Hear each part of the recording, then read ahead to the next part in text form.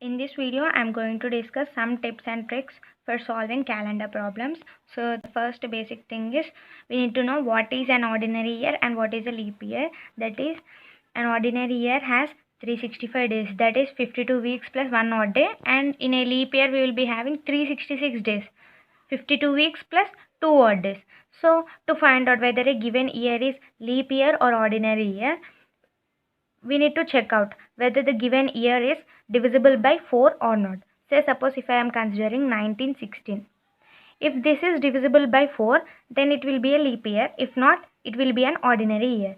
So the divisibility rule for 4 is if the last two digits are divisible by 4, then it will be divisible by 4. So 16. So 16 is divisible by 4. So then this 1916 is an leap year.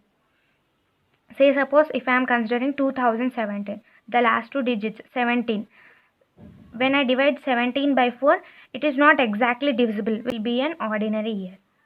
When I consider some 1912, last two digits 1, 2.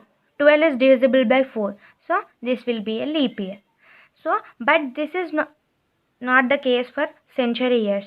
That is century years, that means 1900, 2000. These are century years. So for this we need to check whether these are divisible by 400. Say suppose if I am considering 2000 divided by 400. This is exactly divisible by 400. So 2000 will be a leap year. But when we consider 1900, when it is divided by 400, 19 by 4, this is not exactly divisible. So this will be an ordinary year. So now we are done. How to check out whether a given year is leap year or ordinary year. So if a given year is divisible by 4, it will be a leap year. If not, ordinary year. But for centuries, we should check it should be divisible by 400. Okay. Then now let's find out in first 20 years how many odd days we are getting. So in first 20 years, for every 4 years we will be getting a leap year, right? So 4, 8, 12, 16 and 20. So these are the 5 years which are leap, and remaining 15 years are ordinary. That means in first 20 years we are having 5 leap years and 15 ordinary years, right? So for a leap year we have two odd days, right? So 5 into 2, that means 10 odd days. For ordinary years we have only 1 odd day, right? So 15 into 1 we will be getting 15. So total 25. So these 25 odd days when divided by 7, 4 are the odd days in first 20 years. So I have provided you the result of first 40 years, first 100 years, first 200, 300 and 400 years. These are the odd days in first years. That means in first 20 years we are having 4 odd days. Let's check out how many odd days we are having in a month. In January we will be having 31 days. So when 31 divided by 7, 7 ones are 7 fours are 28. So the remainder is 3. So in January month we will be having 3 odd days.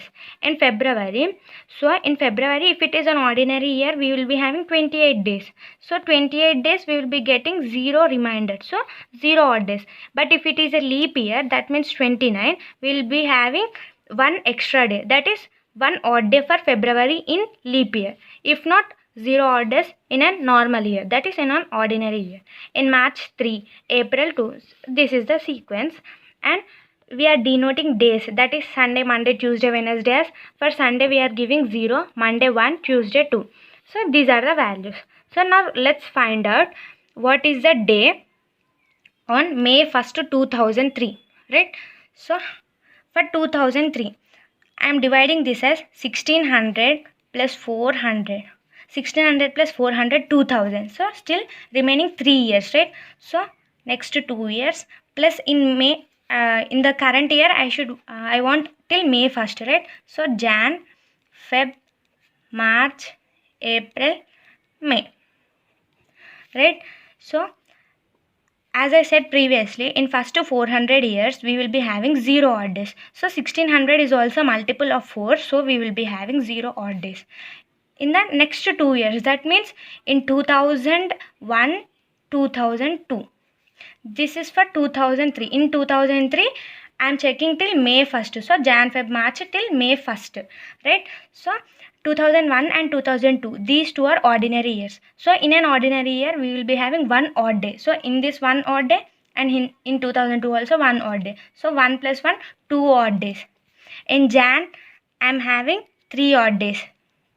In February. So 2003, is this an ordinary year or leap year? So check whether it is divisible by 4 or not. So 03, this is not exactly divisible by 4. So this will be an ordinary year. So in an ordinary year, we will be having 0 odd days.